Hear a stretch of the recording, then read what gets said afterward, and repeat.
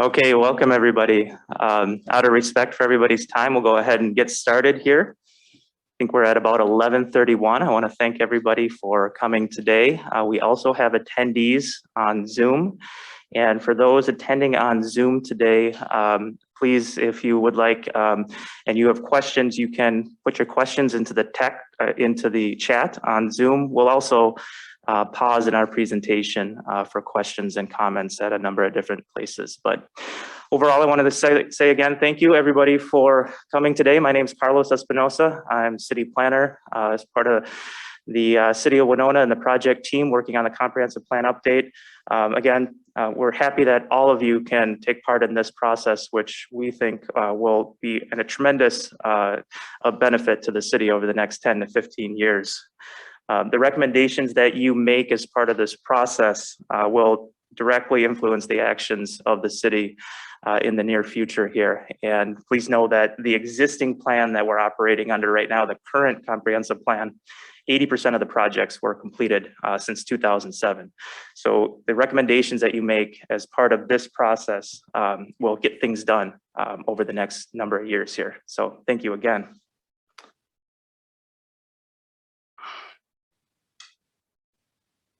In terms of an agenda today, we'll first give you a brief overview of just Comprehensive Plan 101, what is a comprehensive plan, that type of thing. Then we'll get into project involvement process and schedule. Next, we'll talk about community engagement, the tremendous work that Engage Winona and Marcia have done over the past number of months here in talking to a number of people throughout the community. Some vision and values that will help guide the process and be kind of the overarching themes that each subcommittee will reference as you're working through the different topics that we go on. And those vision and values were recently adopted by the City Council. Also 2045 population projections that kind of help set the stage for expectations in terms of population growth over the next 20-25 years here. And then we'll finish up with a brief subcommittee process detail so you know kind of what we're looking at in terms of the next few meetings here. So overview of comprehensive plan. What is a comprehensive plan? It's a document shaped by the community that establishes community's visions and values. It guides the future physical, social, and economic development of a municipality. And then it defines policies and actions to achieve that vision. So you start with the overall vision and you drill down to individual actions that will help get you hopefully to that vision in the end of the effective time period for the comprehensive plan. The comprehensive plan also serves as the foundation for land use regulation in the city. Land use regulation is basically what you can and can't do in different areas of the city. And that's very important. It's a core component of the comprehensive plan. Basically, you can think about it as, you know, when a business comes to town, the most important thing is, can I do what I want to do in this specific area or on this specific lot? And a lot of that comes down to zoning. And if the zoning works for what you want to do, great. If it doesn't, and you need to change the zoning, we look to the comprehensive plan, and the comprehensive plan provides the guide to say whether or not that land should be rezoned for the project that you want to put it to use for. I can take a look at the existing plan that we have right now, and the comprehensive plan. I was able to identify 5 multi-million-dollar, very big development projects that the comprehensive plan played a direct role in facilitating. And so your work here today will help to facilitate investments into the community for a number of years. So the existing 2007 comprehensive plan, that's what we're updating here. It looked out to the year 2030. The plan consists of a vision statement and then plans for 10 different topics and an implementation action plan as well. The topics include land use, transportation, economic development, parks and recreation, among others. A lot of those same subjects we'll be looking at with this plan, but we'll also have some new ones too. Each topic addresses issues, goals, objectives, policies, and then actions as well. And that'll be the same type of format that we'll be involved with the subcommittee process. The current comp plan also provides a baseline report that serves as a foundation for information, which the rest of the plan is based off of. And the plan was used to update the city's Unified Development Code in 2017. So again, with this next comprehensive plan that you're all a part of, we do see some significant changes being made to the city's zoning code, which is the actual regulation tool that we have for land use in the city. So this is the beginning of a process for us to look at changes that'll help unlock value and facilitate projects that'll benefit the entire community.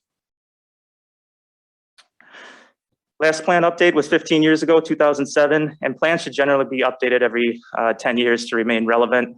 We had the recession in there, and so that bought us a little bit of time in terms of development and things happening. So now basically we're ripe for a new comprehensive plan, especially since, like I mentioned, a number of the projects in the existing plan have already been completed.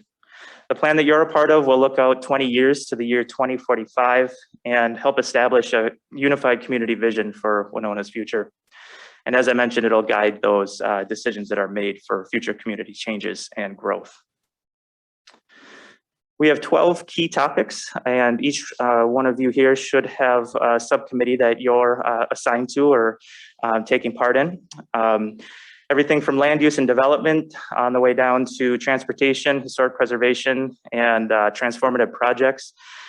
So those 10 topics are ones that were predetermined going into the process, but then we wanted to specifically call out 2 additional ones to be identified after the first couple of rounds of community engagement. So after we heard from people, we added these 2 in red here, downtown and riverfront, and then community services and institutions. Essentially with our outreach, we heard from a number of people saying that, hey, we like what's going on in the downtown area. We want to see the riverfront continue to be utilized and continue to provide that connection between the river and the city. We think that's something that's very important and should be addressed specifically in the comprehensive plan.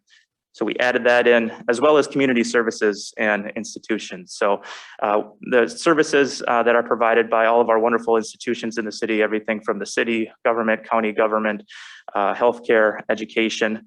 How can we enhance those services and potentially collaborate better on the provision of those services? Related plans and studies. So one thing that each of you will do in your subcommittee work is take a look at the studies and plans that have been done for each individual topic. And you can think of the comprehensive plan as kind of the overarching kind of umbrella plan that each one of these individual plans are incorporated into that overarching plan.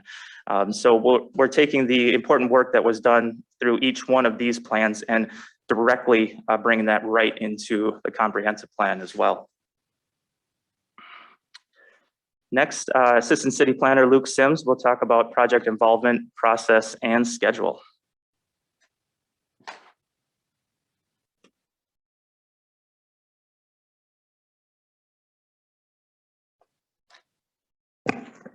Thank you all for your time today. My name is Luke Sims. I'm the Assistant City Planner. I'm co-leading this project with Carlos Espinoza. Today, we're going to take a look at the comprehensive plan update and participation decision-making tree. As you are all well aware, you are parts of these subcommittees, these 12 subcommittees along the bottom here that all report up to the steering committee, to the planning commission, and to the city council. The purpose for these subcommittees will be to generate goals, objectives, and policies, which will be reviewed and then implemented into the comprehensive plan, and ideally implemented over time for the next 10 years. As Carlos covered, 10 of those were already determined in advance, and 2 additional were determined after the community engagement process. The steering committee that will be reviewing the ultimate goals, objectives, and policies is composed of 12 individuals seen on the screen here. They range from city council members like Michelle Alexander to representatives from the planning commission like Brian Bulow, to those who are younger in our community, such as Rahel Mikanen, who's a college student, and those who are involved throughout the community, such as Rochelle Schultz with Winona Health, or Jeff Van Fossen, who's a business owner. We're very excited to work with this group. This group has been highly productive. They've done a lot of work creating the vision and values to this point, which will be reviewed later by Marcia Ratliff. The steering committee role is to make sure that they're participating on a monthly basis, reviewing those goals, objectives, and policies that will be brought forward by the subcommittees, as well as crafting the actual documentation that will be brought forward in September and then reviewed again in the end of the year and adopted in the first quarter of 2023. The goal was to organize general engagement, make sure that we heard feedback, and craft those visions and values to be reflective of what we heard from the community. And then also to craft the 2045 vision. The 2045 vision and the values all went before the steering committee multiple times, as well as going to city council, which approved a working draft, which the subcommittees will be operating on. The project team that's helping to facilitate this process is composed of myself, Carlos, as well as Engage Winona, represented by Marcia Ratliff, HKGI, which is a planning consultancy out of the Twin Cities, WHKS Engineering, New History, which focuses on heritage preservation and is very familiar with projects in the city of Winona. To date, we started with our project launch in September of last year, moved into reviewing and updating our background and baseline information, which is a separate document that's prepared to show what is our existing transportation infrastructure, what is our existing accessible government infrastructure, and addressing those 10 sections. Additionally, identifying issues and opportunities throughout the process to date and converging on those key directions, the vision and values. Right now, in the beginning of March and to date, we are in the exploring the growth, development, and reinvestment policy approaches and priorities, which will be conducted partly through the subcommittee process. Then, when the subcommittee process is finished, we will prepare the first draft of the updated plan. That will go through review following its crafting in September, and then preparing a second draft, and then finally, another revision for a final draft and adoption in the first quarter. What that looks like overall is here. This is the bulk of the work that we'll be entering in May with the actual subcommittee process. So we have 2 orientation sections here today and then on the 27th of April, and we'll be moving into the actual work sessions in May. As I mentioned in emails to all of you, you should be receiving contact information and a doodle poll from those who are heading the individual subcommittees that you're representing. And by heading, excuse me, I mean facilitating. And with that, I will turn it over to Marcia Ratliff unless there are any questions at this time. Thank you.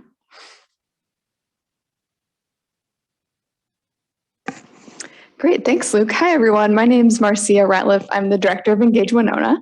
And I'm here to tell you a little bit about the community engagement that we've done so far for the project, what we heard, which is the most exciting and fun part, and then a little bit about our plans for the summer.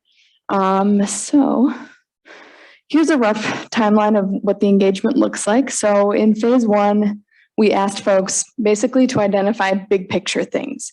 What are the issues that we need to be thinking about? And what is your vision for Winona's future? We also asked people what they value about Winona. And you'll hear a little bit more about that in a couple minutes. But really using this as a foundation so that as we think about future changes, we're keeping in mind what's really important to people in Winona right now. So then in phase 2, based on what we heard in phase 1, we crafted a vision and values statement in collaboration with the steering committee and the planning commission, and then brought that back to the community in phase 2 to ask, did we hear you right? What do you think about this? And then based on that feedback, created a second draft, which was then approved by the council as a working draft. So next we're headed into phase 3, which is going to be supporting your work as you're looking at policies and priorities. So asking folks in the community, okay, so here's some steps we could take to achieve what we want to achieve. What do you think about these steps? And really constantly checking in throughout the summer. So we'll be back out in the community at different events and festivals and doing focus groups and stuff like that again. Then with the draft of the plan, we'll be bringing that out for robust comment. And then, of course, the draft plan will be approved. So I guess I went through this already. Phase 1, we identified issues and opportunities, so asked people what their values are. Then really phase 2 was about identifying that vision and values more specifically. Then in phase 3, we'll be looking at those pathways and strategies, asking folks to share their concerns about those and asking them to help us understand where their priorities lie. So the tools that we use are really designed to surface community values and meet people where they're at. So in phase 1, we asked people, what do you value about Winona? When you think about your future in Winona, what issues do you want to see addressed? And we also asked folks how they want to participate in the process. So we use this information to help us craft where we're meeting people, what sorts of tools are more likely to be used. And so increasingly people are online, as we all know. So the most engagement that we saw was with our survey and interactive map, which were both online tools, but we also had a lot of folks at fun all ages events. So going to things like Big Muddy Brew and Q, where thousands of people are already coming out that's a great opportunity to catch people that would never necessarily fill out a survey or come to a public meeting. So we use that quite a bit. And then we work extensively with community partners, including Project Fine and others, to involve marginalized groups and focus groups and dialogues.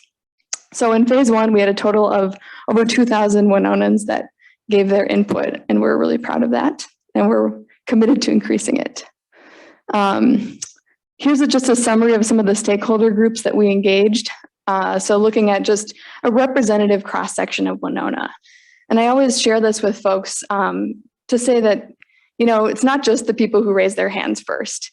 It's folks who may never have been asked what they think. And that's part of the core of what Engage Winona does, is really meet people where they are and make sure that we're hearing from especially our most marginalized communities. So what did we hear? So this is really interesting. When we asked people what they value about Winona and what they see as Winona's assets, a lot of people said they love the people here, the sense of community. I think that really speaks to when you go to the grocery store, you see someone you know 9 times out of 10. Sometimes it's difficult to avoid being seen. And then people also really value our environment. So things like our bluffs, our river, even if they're not necessarily avid recreators, they love to see these beautiful things and spend time in this environment. Activities also were really important to people. So things like Live at the Levee, things that bring people out and that have things for all ages. People spoke a lot about broad livability as well. So not only one thing, but many things.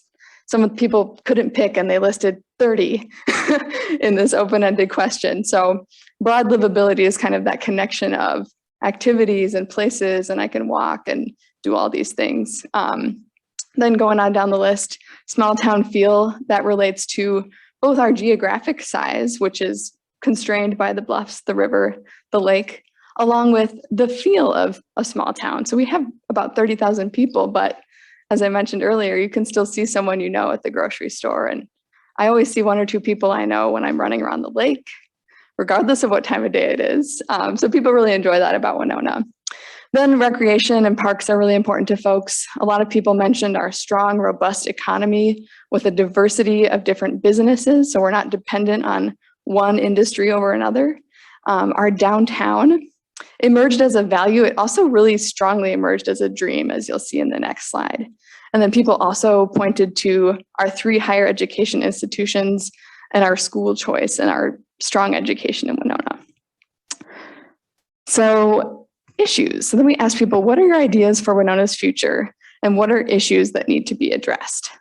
And this is some of the work that all of you in the subcommittees are going to be working on. So unsurprisingly, housing emerged as a really strong issue.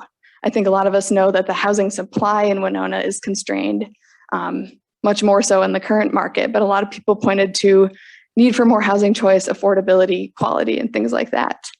Community services emerged really strongly as well. So things that involve the connections between institutions and how we are meeting people's needs on a systems level. Talking about addiction services and kids services and the different things that help us maintain our mental health and physical health. Then economy came up. So looking for more small business growth, things like wage growth, and I don't have time to get into detail on all of these. I'm going to keep moving. Transportation as well, multimodal, so not just cars and trucks, but also walking, biking, and all the ways that we get around, even with our boats.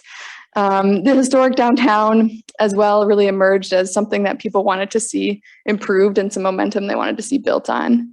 And equity, just thinking about, as we look to Winona's future, being inclusive and welcoming to everyone. And the identity topic was also kind of one that emerged, and I necessarily wasn't planning for it. But this is when people are sort of talking about who is Winona? Who are we as a community? We don't seem to know. So quite a few folks pointed to that as something that maybe could come out of this process as we're looking at creating a vision and values that helps us understand who we are, or reflects that back to the community in a way that's tangible. Then people pointed to the environment and looking at things like increased level of rain and hot and cold cycles and being prepared for that. Arts and culture, wanting to see more growth there. Same with parks and recreation. Some folks referring to land use it's kind of one of the lesser known topics for the general public. So I encourage folks not to see this as like some things are more important than others, but more there's levels of awareness that are different for each topic. So they're all being treated in the plan. But yeah, some people are aware of land use and its issues in Winona. Right, so we also asked people what places they love to be and places that represent our community. And this is kind of to understand another way of understanding values. So how do people value Winona as a place to be physically? And where do they go and what's most important to them? And a large number of people said coffee shops, neighborhood bars, nonprofits, museums, places in the town where they can meet other people, the Y, Nathan Alleys. So that was kind of fun to see. A lot of those are small homegrown businesses that we're really proud of. And then the river and downtown emerged really strongly too. I think that speaks to the work that's been done downtown and how it's become kind of a gathering place for the community. Then a lot of people talked about the bluff trails and of course all of our other awesome parks and community centers like the East Rec and the library. And then as for the place that best represents our community, I thought this was really interesting too. So a lot of people said that the river and downtown reflect our community and they'd like to see some focus there. And I'll keep it going. So dreams, we asked people, dream big. Where would you like to see Winona in 15 to 20 years? And a lot of folks couldn't pick one thing. So that's reflected in livability, where people are talking about all of the pieces of Winona that they would like to see increase. I think downtown also emerges really strongly here as, you know, it was mentioned in the issues, it was mentioned as a value, but we see it really strongly as a dream. People want to see downtown grow and become more and more vibrant. And then economic growth as well, really strong for people's dreams. So in phase 2, we took a look at the vision and values. So based on everything we heard in phase 1, we created a draft vision and values statement with the steering committee and then released this to the public with a survey and worked with local media as well to get that out there. The survey was open for about 10 days and we received over 200 responses. Generally, folks were pretty okay with the statements. 96 to 99% said, yeah, this is good or somewhat good for Winona's future. But we knew that that was an initial draft and somewhat it's not good enough. So we got input from the Planning Commission and the City Council as well. And that resulted in the value statements that I'm about to show you, not the next slide, but after that. So another piece of the engagement that I've been working closely with the city on is making sure that the project webpage is up to date. So on cityofwinona.com, there's a big banner that says, Your Ideas Winona's Future, Comprehensive Plan Update. And you can go there and find all the information about the project. Any new engagement that we're doing at the time, we'll have updated links on there, along with links to all of the engagement that's been done so far. So we release a full set of raw data. So if you want to, and it's kind of fun, you can see everything that people said, separated from their names, of course, but you can just read all of the comments and you can also see summary reports and things like that. Okay, are there questions about the engagement before I jump to vision and values? All right, let's keep it rolling. So the vision and values for the comprehensive plan are intended to provide a picture of what Winona looks like in the future, that vision of where we want to be. Where are we going to arrive to? And the idea with the values is to really weave in what's most important to Winona. What do we cherish about our community? And bring that with us as we go to our vision. So let's see, I'll go here. Where we ended up, this is the vision statement that was approved as a working draft by the council after going through public comment and review by all the different bodies. So the vision for 2045. Winona is a vibrant, inclusive river city where we are connected with each other and our beautiful environment, and we lead with entrepreneurial spirit and creativity. And then you can see on the right side where we highlighted the themes that we heard in phase 1 engagement, and we see them reflected in this statement. So things like livability, our connections with each other, our downtown, our strong economy. And then the things that we value are people, environment, things to do, small town feel. Then we move to values. So that we ended up having 4 core values that are kind of paired. So livability and well-being is we value our community services and events that support our overall health and bring us together. We cherish our connections with each other and work toward a future where we all have access to the places we love and feel a sense of safety and belonging. So this value really speaks to that sense of community and the ease of getting around that a lot of us feel in Winona. We don't sit and wait in traffic. We can bike from one end of town to the other. The variety of things that we have to do and the community services that support and attract residents. The next core value is environment and recreation. And this one really spoke to both, again, that natural environment, even if we're not able to climb every bluff. Some of them are too steep or too covered with trees, but they're valuable for themselves along with our ability to recreate in them. So we treasure our natural resources, parks and trails as a source of enjoyment and recreation activities for all residents and visitors. We will actively preserve, enhance, and increase accessibility to our environment for future generations. Then the other 2 values are entrepreneurship and economy and learning and culture. And entrepreneurship and economy really centered on, of course, what it sounds like, our economy, along with our heritage. So a lot of Winona's growth and success is really rooted in its past. So this statement really honors that. Our entrepreneurial spirit and industrial heritage are the foundation for growth of our robust, diverse economy. We invest in our downtown and other physical assets, and we create the conditions for bold and innovative ideas to flourish.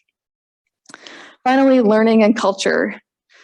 We value our diversity of educational offerings, events, and community institutions that support lifelong learning and exploration of arts and culture. We celebrate the contribution of our youth and community members of all ages to our artistic and cultural fabric and work to empower everyone to thrive in our city. And that's the end of the vision and values. Any questions about that?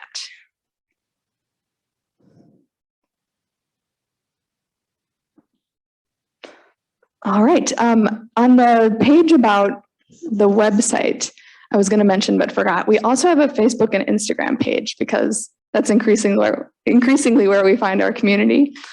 So if you are interested, please follow and share those pages, and I'm constantly posting updates about the project on there. And Marcia, we do actually have a question from Scott. Scott, you can go ahead and unmute yourself. Hi, yeah, I was just wondering if a need for housing and more robust community services are the top 2 issues identified in this process. They don't really seem to show up in any of the core values or visions. And so I was wondering, why not? Thank you, Scott. Yeah, so the values, those really speak to what currently exists and what we're really strong in. I think I do see community institutions emerging pretty strongly in livability and well-being, or at least they're intended to. So our community services that support our health and bring us together. As to housing, I'm not sure. Does anyone else have a comment about that? To speak directly to the housing component, we see a lot of synergy between these different elements and the different subcommittees and supportive sections of this plan. So when we talk about livability and well-being in particular, housing is a key component of that. Without housing, you can't have quality livability or well-being. And that includes housing supply and housing choice, which was a theme that we continually saw come up throughout the public engagement process. So we anticipate that being melded very closely into the housing subcommittee, as well as into the land use subcommittee, and probably to the transportation subcommittee as well. All of these elements are going to have to be reflective of the values that we saw come out through the core engagement sessions, and then were reflected in the draft vision and values from the City Council. Thanks, Luke. Yeah, I think the livability really does speak to housing as well in terms of neighborhoods and neighborhood identities, because we did hear that from folks that they really value Winona's neighborhood feel and the ability to walk and meet your neighbors and things like that.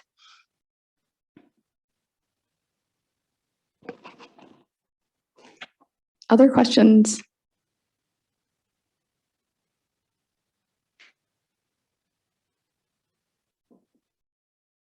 All right.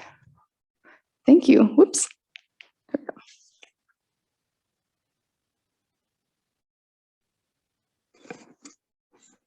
Thank you, Marcia. And I want to really commend the work that Engage Winona has done. Marcia kind of glossed over it, but she spoke to 2,000 members of our community, which is 10% of our total population. That's a massive response rate for an effort like this. And it's incredibly important to recognize that we are seeing a broad swath of our community engaged throughout this process. And with that, I'm going to take a look at some of our baseline data and the 2045 population projections. Throughout the city of Winona, we've had a pretty steady population growth, although it's not a massive population growth from 1980 through 2010. The county grew at a higher rate than the city of Winona, and the county and city's populations both peaked in around 2012. If we take a look at the 20 census data, we did see a drop in our overall population. Some of that is tied directly to college-aged growth or actually decline, and we'll touch on that later. But in addition, the 2020 COVID pandemic, which did impact the response rate with the census. So I'll note that while we have a fairly low 2020 rate here, our population number at 25,948, the Census Bureau has actually already released an updated American Community Survey estimate, which puts us closer to the mid-26,000s. So we're working with the Census Bureau to try and see how accurate those numbers actually are as we take a look at our future population growth projections. But overall, from 1960 to 2020, we saw about an 11% increase in the total population for the city of Winona. Meanwhile, the county outstripped us at 26%. As we take a look at the 2045 population projections, it's important to note that what we're looking at are the Demographic Center 2070 projections from the state of Minnesota. And that looks at the overall state, the United States national trends, as well as the trends within Winona County. And as we know, across the nation and in the state of Minnesota, we're seeing average household size drop, and we project that that will eventually get down to about 2.12 people per household. Additionally, as we are all well aware, college enrollment has a significant impact on the city of Winona's population. About 33% of the population in Winona are aged 18 to 24, which is a significant amount of our population compared to even other college communities in the state of Minnesota. As we look at our population projections, we look at births, deaths, and migration. So population across the nation, and particularly in Minnesota, will continue to get older on average. As we're all well aware, the baby boomer generation is aging, and they were the largest generation until the millennials came into the world. And here in Winona, we aren't seeing the overall assumption and retention of that college-age population. They come to Winona for college, and then they leave after they're about 24 years old. So we project that the number of deaths will increase and begin to exceed the number of births around 2040. Net migration is projected to be flat in the future, which means that cities won't be able to rely on migration for growth. And this results in a natural decrease in population. However, the state of Minnesota's projections out to 27 do show a modest population growth, and some counties will grow while many counties will decline in population. Winona County is one of those places that is projected to decline by about 5,900 people, or 12%.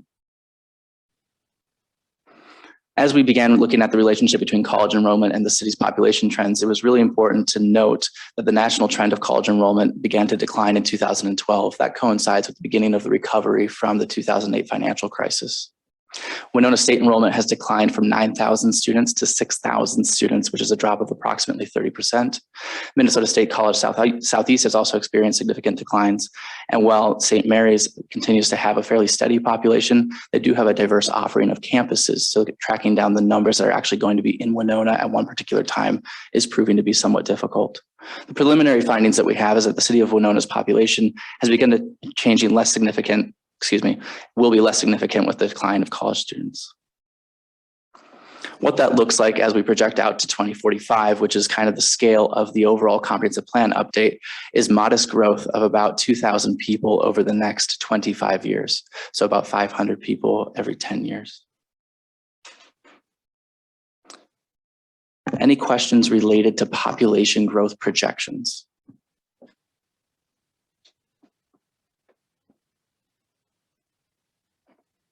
All right, with that, we'll move. Oh, it looks like Crystal, you can go ahead and unmute yourself.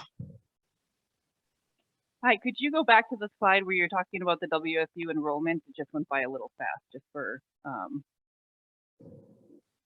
okay, that's all I wanted. I just wanted to follow up. Thank you. Absolutely. Any other questions or comments? Yeah. Your increase of 2,000 over the next 20 years, is that from, I guess, people moving to the area or? You know, it's actually just the general trend. So it's a projection out based on past history. And actually, I do want to note that over the last 70 years, when we started doing population projections for master plans in the city of Winona, our 1959 master plan projected that we'd be about 60,000 people by now. And when we look at this 500 every few years number, what we really want to talk about is, are we retaining people who are college students? Are we going to try and get members of the 14,000 people who commute into our community every day to stay here? What are the actual goals of our projected population growth? And that's really a good question for our housing subcommittee, land use subcommittee, and for the overall steering committee to come forward with an answer for. Can I ask?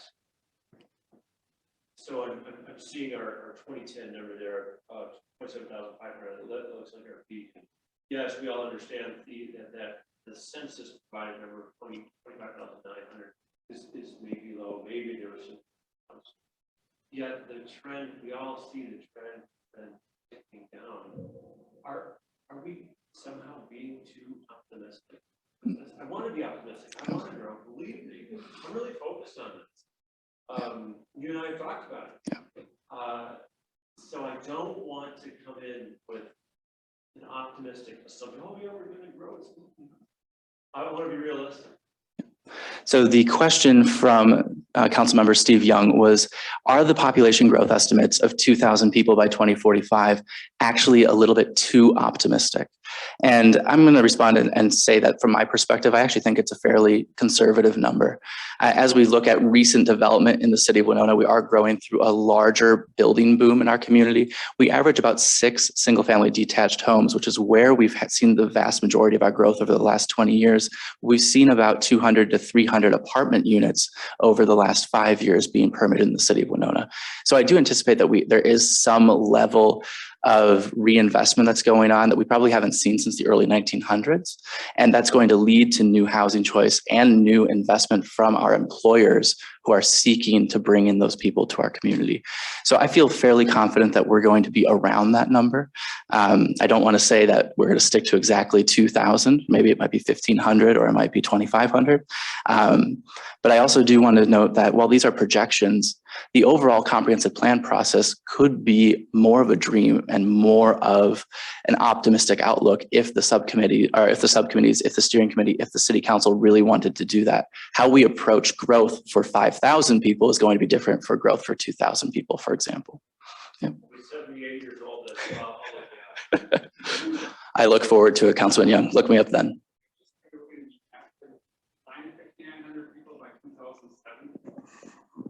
That was a decline within the county. So the question was, will there be a decline by 2070? And that's a decline in the county.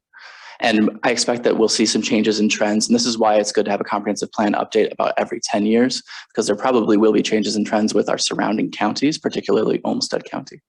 What percentage of the population lives in the city would want to vis-a-vis the county? Because the county includes the whole city. And if you lose 5,900, some of them, they can't all be from the county. It's got to be from the city also. So the question was, what percentage of the county is made up in the city? And the answer is about 50% of the county's population lives in the city of Winona. Maybe along this, and we're looking at like we're going to be victims of this, but the comprehensive plan directs this and changes this, right? So that would be our goal. Do we want to set a goal? How much do we want our community to grow? Because livability could be impacted negatively by growth too. So, is it part of the goal here to strike that balance? So the statement was, is the goal to strike a balance between being victims of this or being optimistic and making sure that we're not having growth that will impact livability in Winona? And that's exactly the right question to ask at this point. If, for example, our subcommittees came out and said livability as a vision and as a value informing our vision is incredibly important, we don't think we should be growing to 2,000.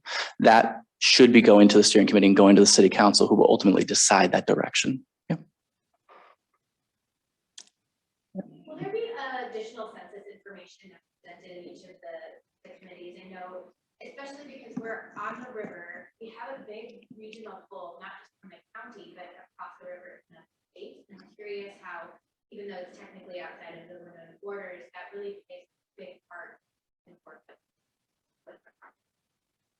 So the question was whether or not we'd be updating the subcommittees with updated census information as we go. And yes, that would be the intent, in part because city staff is also waiting on the Census Bureau to release additional information, but also because we don't know what we don't know. And there's some ambiguity when you go across state borders, there's ambiguity when you go across municipal boundaries and across county boundaries. So we're working with the data as best as we can at this time, but we do anticipate that we're arriving at a closer number at this point.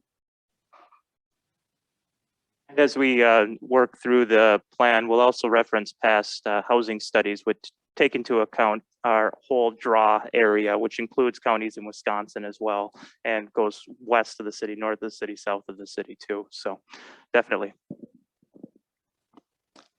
Any other questions? All right, at this point, we will move on to the subcommittee process. As we mentioned at the start, we want to thank you all for being able to volunteer your time to be on a subcommittee. Here we're going to take a look at the first 4 meetings that are going to be kind of the work group sessions after the second orientation session on April 27th. So as we enter May, that first meeting is to take a look at understanding the context of the specific topic and the overall community by reviewing and considering a key topic framework. The key topic framework was reviewed by the steering committee and approved as a working draft. The baseline report, which has been prepared by our consultants HKGI, and that covers the different subject matter areas of the comprehensive plan, as well as past planning processes. The way the city of Winona began building up to the comprehensive plan was adopting different sub-plans that could be easily updated so that we don't always have to go in and change the comprehensive plan. Reviewing things like our park and recreation plan, which is well received, or our 2017 complete streets policy. They're going to be key components of the Park and Recreation Subcommittee and the Transportation Subcommittee, for example. And additionally, the relationship of the topics to each other and to the comprehensive plan overall. As I've mentioned a couple of times, this is a very synergistic process. There's going to be a lot of interaction between transportation and land use, or between economic development and housing. Without having a synergistic approach to this, we end up with very siloed results. We want to make sure that we're all coming out with a clear direction for the city of Winona to follow across different subsets of the city.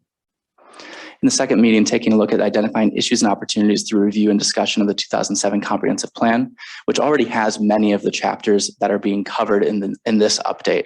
One of the ones that is not, for example, would be accessible government, which we all felt was very important as we move further into the 21st century and make sure that people are aware of how to get in contact with their government officials and work closely with the government, as well as input from the community engagement phase 1 and the steering committee. So we're going to get really into the nitty-gritty at that point. Entering into meeting number 3, we're going to take a look at the guidance from the vision and values and overarching themes. Those overarching themes, which will be reviewed on April 27th for the second orientation meeting, are equity, sustainability, and technology. How do we incorporate technology into our city in a better manner to address all of these 12 subject core areas? How do we address sustainability both on an environmental level, but also on a fiscal level? When we do expand and grow, to Stan's point, are we actually doing fiscally sound investments and getting return on our housing, for example? And then equity. We want to be able to ask the question, are there equitable outcomes when we recommend this goal, this strategy, this policy? So how is the key topic shaped by those visions, values, and overarching themes? And how can the plan achieve the community's intent with the vision and values? And those are going to be tough questions to answer. So we're excited for a very vigorous conversation from the subcommittees. And then moving forward into meeting number 4, we're looking at more draft plan recommendations. So that's when we're actually going to say, we've done the analysis to this point. We've talked about these big ideas. What are the actual goals, objectives, and policies that we're going to propose to the steering committee and to the city council? What that looks like overall on a timeline is, beginning in March, we began soliciting interest in our subcommittees. And again, thank you for being willing to serve. And then we began to assemble here in April for orientation times. And again, additionally, we'll be kicking off 2 more subcommittees here in April and identifying members of them in community services and institutions and downtown and riverfront. And then we'll move into those work session meetings as we just covered. And in June, we'll begin the environment, arts and culture, and park and recreation sections. Why we've decided to stagger this is because these first 7 subcommittees that you all are a part of are going to be more robust. They haven't been touched in recent years. It's been over 5 years since our complete streets policy, for example. And we want to make sure that we're having a deeper conversation as we go forward. Additionally, community services and institutions in downtown and riverfront weren't identified until the end of the phase 1 engagement. So those are new for us to go into. Meanwhile, arts and culture, the environment, and parks and recreation have very recent plans. So while we anticipate updating them and taking a look at those goals and objectives and policies, we don't anticipate seeing as much conversation about them because they've already recently gone through public engagement processes. With that, are there any additional questions or comments related to the subcommittee process or the overall presentation at this time? Well, we ran through it all in 45 minutes. Our goal was 50 because now we do in-person meetings again. And it's nice to make sure that you all have time to get off to your next meeting. So if anybody has any questions or comments afterward, myself, Carlos, and Marcia are all available. All of our information and the ways to get a hold of us are on the city webpage. So please feel free to reach out and we will see you on April 27th. Thank you.